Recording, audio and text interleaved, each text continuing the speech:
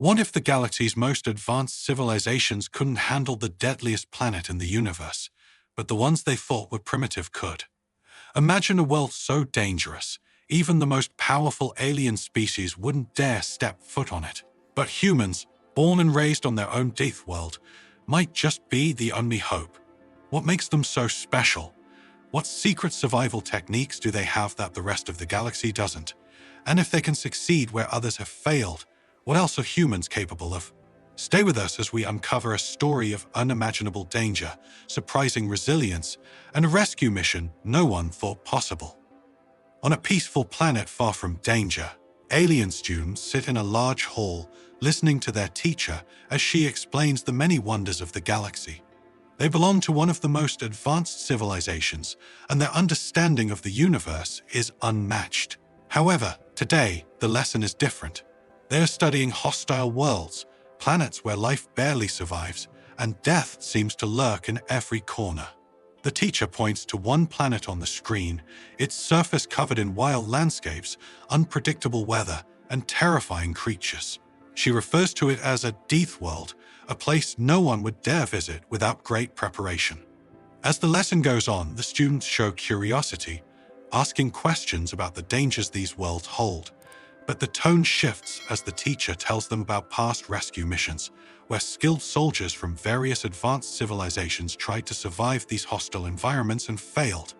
These missions became stories of tragedy, reinforcing the belief that some planets are simply too dangerous, even for the most powerful species.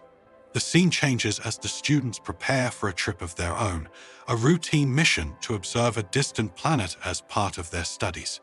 They are excited, confident that their technology and skills will keep them safe. But soon after they arrive, disaster strikes. A sudden natural catastrophe leaves their spacecraft damaged, and they find themselves stranded on a Deathworld. Back on their home planet, the news spreads quickly. The leaders of their civilization gather to discuss the situation. They contact other advanced species, hoping for help. But one after another, the responses are the same: it's too risky. The Deathworld will claim them, just as it has claimed so many before. The council grows silent, knowing the chances of survival for the students are slim. They fear the worst, but no one is willing to take the risk of sending their people into such a dangerous place. The sense of hopelessness begins to grow as the days pass, and the alien students remain lost on this hostile planet. The advanced species, so proud of their power, are left helpless in the face of the dangers of the Deathworld. They have no answers, no solutions. It seems like the students' fate is sealed until someone finally speaks of an unlikely solution, a species that has lived its entire existence on a Deathworld. These beings, called humans, are from a planet known for its harsh environments and constant challenges. Some say that this very struggle for survival has made them stronger than anyone ever imagined. At first, the idea is dismissed. How could humans, a species considered primitive by many, succeed where advanced civilizations have failed? But as the council continues to debate, they realize they have no other choice. The humans are their last hope. Despite the doubts, a message is sent to Earth, the Deathworld that humans call home. What happens next is something no one could have predicted. The stage is now set. The alien students are stranded, the advanced species are helpless, and the fate of these young lives now lies in the hands of the Deathworlders, the humans. As the Council's message reaches Earth, the mood among the alien leaders remains filled with doubt. They have only heard stories of the humans, a species that thrives on a world many would consider dangerous. But how could beings from such a violent planet possibly succeed where advanced civilizations had failed? The Council waits, unsure of what to expect. The scene shifts to Earth, a planet buzzing with life, both beautiful and fierce. From the scorching deserts to the frozen mountains, humans have made their home in every corner. Unlike the peaceful worlds the Council members know, Earth is unpredictable.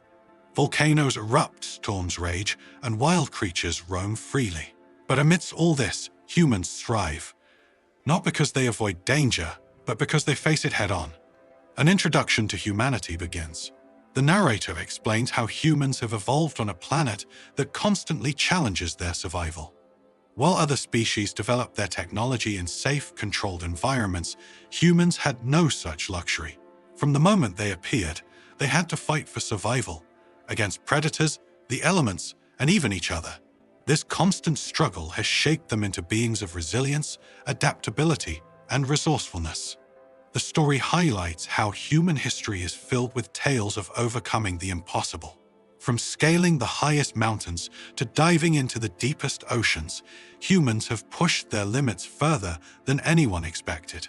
They have developed combat techniques, not just to defend themselves, but to conquer the most hostile environments. Guerrilla warfare, stealth, adaptability in extreme climates, all of these skills were born from necessity, not luxury. As this background unfolds, the focus turns to the human military. Unlike the sleek, advanced forces of other civilizations, human soldiers are trained to think on their feet, using their surroundings to gain the upper hand. They may not have the most advanced technology, but their ability to turn ordinary tools into weapons, to blend into hostile environments, and to survive where others perish makes them unique. Humans rely on their instincts as much as their intellect, and in situations where technology fails, instinct can make all the difference. The Alien Council members listen as Earth responds to their call. To their surprise, the humans are not only willing to accept the mission, but they approach it with confidence. The leader of the human rescue team explains that while others may see the Deathworld as an impossible challenge, humans see it as just another version of home. This is what they do. This is what they were made for. The team that is chosen for the mission is made up of specialists, soldiers, engineers, and scientists, all experts in survival. Each of them has lived through Earth's toughest conditions, and they know how to adapt to whatever a hostile planet throws at them. They're not afraid. For them, this mission is a chance to prove once again that humanity, despite its perceived primitiveness, can stand toe-to-toe with any species in the galaxy. The aliens, still skeptical, question how humans can succeed without the advanced tools and technologies that others have relied on. In response, the human leader reveals one of their most guarded secrets: combat techniques developed through centuries of surviving on a dangerous planet. These methods are not about brute force or overpowering the enemy with technology. They are about outsmarting the environment, using it to their advantage. From camouflage and trap setting to mastering extreme climates, humans have learned to work with the dangers around them, not against them. The council members are silent, digesting the information. They realize that what they had considered weaknesses, humanity's rough upbringing on a death world, their reliance on basic tools, might actually be their greatest strengths. For the first time, the advanced civilizations begin to believe that the humans might just succeed where they could not. And so, the mission begins. The humans, the so-called Deathworlders, prepare for the rescue. As they set off, the rest of the galaxy watches, waiting to see whether these unlikely heroes can do what no one else could. The fate of the alien students, and perhaps much more, now lies in the hands of the Deathworlders. The humans, now committed to the rescue mission, begin their preparations. They know the risks. They've seen the reports from previous failed attempts by the advanced civilizations. But unlike the others, the humans are not fazed. For them, this mission is more than just a task. It's an opportunity to prove what they've always known, that survival isn't about technology alone. It's about adaptability, grit, and working with the environment instead of fighting it. The human team is a carefully selected group of individuals, each with a unique skill set perfectly suited for the task ahead. Leading the team is a seasoned commander, a veteran of countless survival missions in Earth's harshest terrains. He is joined by engineers capable of fixing anything with limited resources, scientists who understand the behavior of hostile environments, and soldiers trained in unconventional warfare. Every member of the team has faced challenges that mirror what awaits them on the Deathworld. As they gather to strategize, the team begins by studying everything they can about the alien student's last known location. Detailed maps and surveillance footage show the treacherous landscape, volatile weather patterns, dangerous creatures, and unpredictable terrain. It's clear that this planet is not just hostile, it's alive, constantly changing, and threatening to consume anything that lands on it. Yet, the more they learn, the more confident they become. The human commander, calm and focused, lays out the plan. Unlike the other species who relied on advanced technology to bulldoze their way through the environment, the humans will take a different approach. They will adapt to the planet's challenges, using the environment to their advantage. If the terrain is rough, they'll work with it, not against it. If the creatures are dangerous, they'll avoid them, not confront them head-on. Their strategy is not about domination, but survival, something they've been mastering for millennia. Next, the team discusses the survival gear they'll bring. While advanced civilizations might rely on high-tech suits and weapons, the humans pack simpler tools, gear designed for flexibility and durability. They choose lightweight armor that allows for swift movement, ropes and pulleys for scaling dangerous cliffs, and portable shelters that can be assembled in minutes. Instead of overloading themselves with technology, they focus on what matters most: mobility and resourcefulness. The engineers take the lead in preparing the equipment. Knowing that the planet's atmosphere may interfere with their tech, they create backup systems, manual overrides, and alternative ways to communicate, even if their advanced gear fails. The scientists work on analyzing the local flora and fauna, preparing ways to camouflage the team and avoid detection by predators. The soldiers review battle plans not for combat against the creatures, but to deal with any unforeseen threats. Every angle is covered. As the team reviews their plans, the alien council watches from a distance, still uncertain. They observe the humans' unconventional methods and wonder if these primitive tactics will really work. They doubt whether humans can succeed where technology failed. But there is something about the way the humans approach the mission that gives them pause, the calm confidence of a species that has faced the impossible before and emerged stronger. The humans, aware of the Council's doubt, pay little attention. They know that what lies ahead is unlike anything they faced before, but they also know that they are prepared in ways the advanced species could never understand. For them, this isn't just a mission. It's a challenge they've been training for their entire lives. The final phase of preparation begins as the team runs through simulations of the mission. They practice navigating the dangerous terrain, testing their equipment in environments that mimic the Deathworld.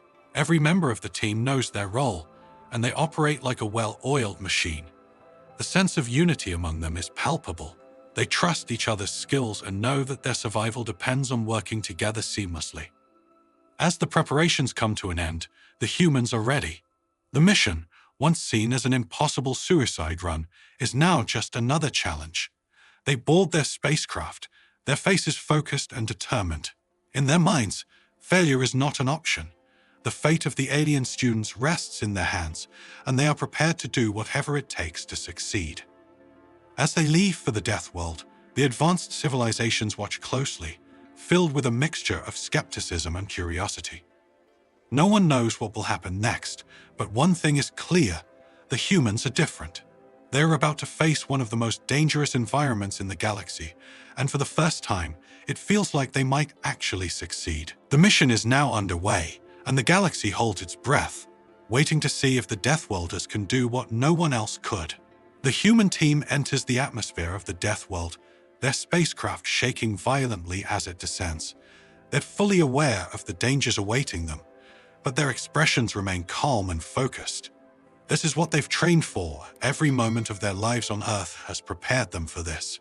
As they touch down on the hostile surface, the first thing they notice is the oppressive, unpredictable environment. Thick clouds swirl overhead, the wind howls, and the landscape is littered with jagged rock formations and dangerous wildlife.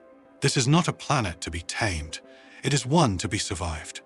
The team quickly establishes a secure perimeter, setting up their portable shelters and gathering data on their surroundings. They know that they have limited time before the planet's natural dangers, including its aggressive native creatures, close in on them. They move fast, using every piece of knowledge they've gathered during their preparations. Every decision is made with precision. There is no room for error. As they venture deeper into the wilderness, their survival instincts kick in. They spot signs of the alien students' presence, disturbances in the vegetation, traces of energy signatures, but the path is treacherous. The humans are forced to rely on their secret combat techniques, methods that combine stealth, camouflage, and guerrilla tactics. They move silently through the terrain, using the environment to mask their presence. The advanced alien civilizations would have tried to overpower the environment with their technology, but the humans know better. They use the planet's chaos to their advantage. Suddenly, the team encounters one of the planet's apex predators, an enormous creature with razor-sharp claws and the ability to blend into its surroundings. It is clearly hunting them. The alien council watches the situation unfold from a distance, fully expecting the humans to fail. But instead of engaging the creature directly, the humans deploy diversion tactics. One member of the team creates a decoy, drawing the predator away from the group, while the others move swiftly and silently through the shadows. The predator, confused by the decoy, lashes out in frustration, but the humans are already gone, slipping past unnoticed. The alien council members are in shock. They had assumed that raw power and advanced weaponry were the only ways to handle such creatures. The humans, however, have shown that intelligence and adaptability can be even more powerful weapons. The team presses forward, now closing in on the alien students' location. As they reach the students, they find them terrified, huddled together in a makeshift shelter. The students' relief is palpable when they see the humans, though they are also surprised. These Deathworlders are not the primitive creatures they had imagined. They are methodical, calm, and precise. The humans quickly assess the situation and begin to plan their extraction. But the danger is far from over. The environment begins to turn against them. A sudden storm rolls in, bringing with it flash floods and violent winds. To make matters worse, the predator they had outwitted earlier has returned, and this time it's not alone. A pack of these deadly creatures is now tracking them, moving closer by the second. The humans remain composed. They've anticipated something like this and are prepared. The climax builds as the team enacts their plan. The engineers quickly rig up an improvised trap using the planet's natural resources: sharp rocks, fallen trees, and vines. They set the trap in a narrow canyon, the only passage the creatures can use to reach them. As the pack approaches, the team stands ready, carefully timing their moves. At the last moment, they trigger the trap, sending a cascade of boulders and debris down onto the predators, blocking their path and buying precious time for the rescue. But the storm is growing stronger, and the humans know they have to move fast. The extraction is underway as they secure the alien students, guiding them through the harsh landscape. Every step is calculated, every action deliberate. The humans use their knowledge of survival in extreme conditions to navigate through the storm. Where others would panic, they remain focused, adjusting their course and adapting to the rapidly changing environment. The alien students are in awe of the humans' capabilities. These primitive beings have not only survived but thrived in conditions that would have killed them within hours. The students realize that the human strength doesn't lie in advanced technology or superior firepower, but in their ability to face adversity head-on, using whatever tools are available to them. As the team makes their way back to their spacecraft, the climax reaches its peak. The storm has become a full-blown tempest, and the ground is shaking beneath their feet. The humans must now outrun both the storm and the predators, who have regrouped and are once again on their trail. The scene is chaotic, filled with tension as the team races against time. At the final moment, just as it seems they won't make it, the human commander makes a daring decision. He instructs the team to split up, with one group leading the predators away while the others get the students safely to the extraction point. This sacrifice tactic, a technique honed in human military history, creates just enough of a distraction to allow the main group to reach the spacecraft. The final moments of the climax are a blur of action as the team regroups and narrowly escapes the planet's grasp.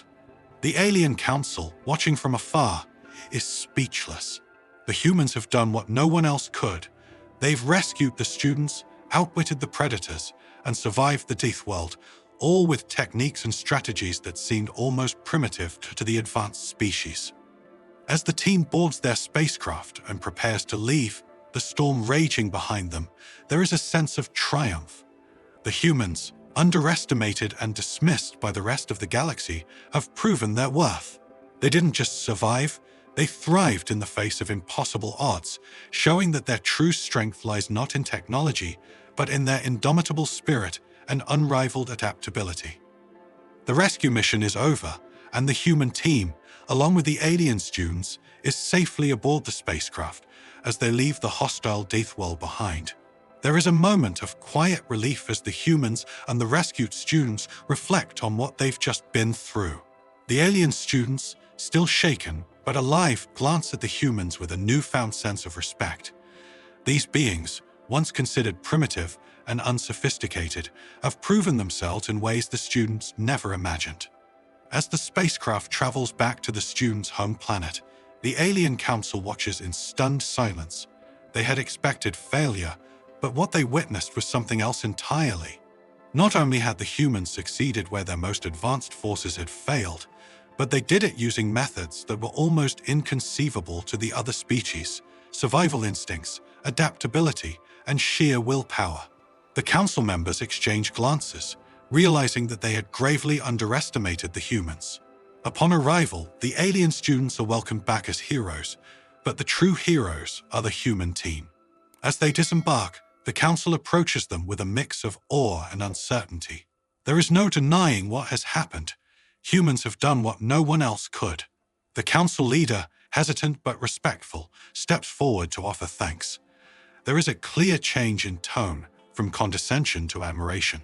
The council leader admits that the human success has shaken their understanding of power, survival, and capability. The human commander, ever humble, simply nods. He explains that Earth, their home, is a place of constant struggle and challenge, and that this has shaped humans into what they are. Survival isn't about having the best technology or the biggest weapons, he says. It's about being able to adapt, to outthink your environment, and to work together when it matters most. His words leave a deep impact on the council, who had always placed their faith in technology over instinct. As the humans prepare to return to Earth, the council privately discusses the implications of what they've just witnessed. They realize that the humans, these so-called Deathworlders, may possess something far more valuable than they had ever imagined. In a universe that is often hostile and unpredictable, the ability to survive and thrive in the face of overwhelming odds could be more important than any advanced technology. Before the humans leave, the council leader approaches once more, hinting at potential future collaborations. "We've learned much from your kind," he says, acknowledging the superiority of human resilience. "Perhaps there is more we could learn." The human commander simply smiles, leaving the offer open but making it clear that humans will always prioritize their independence and their own way of doing things. As the human team's spacecraft departs, the alien students and leaders watch them go with a mixture of gratitude and respect. The humans, once considered the least likely to succeed, have become symbols of strength and adaptability. The galaxy will never look at them the same way again. In the final moments, the narrator reflects on what has transpired. Humanity, often underestimated and overlooked, has shown that their true power lies not in advanced technologies or sheer force, but in their ability to adapt, survive, and overcome challenges that others cannot.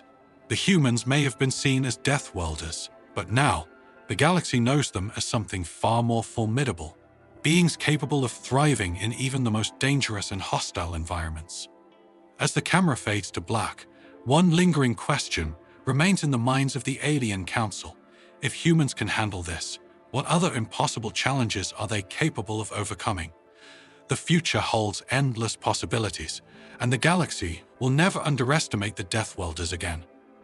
So, what do you think now? In a galaxy filled with advanced technology and powerful species, it turns out that the toughest survivors are those who've lived their entire lives on a Deathworld, humans.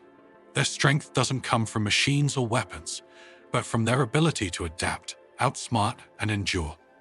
As the alien civilizations are left to reconsider everything they thought they knew, one question remains: what happens when the galaxy realizes that the humans, these Deathworlders, might be their most powerful allies or their greatest threat? This is just the beginning. What other impossible challenges will they face and conquer next?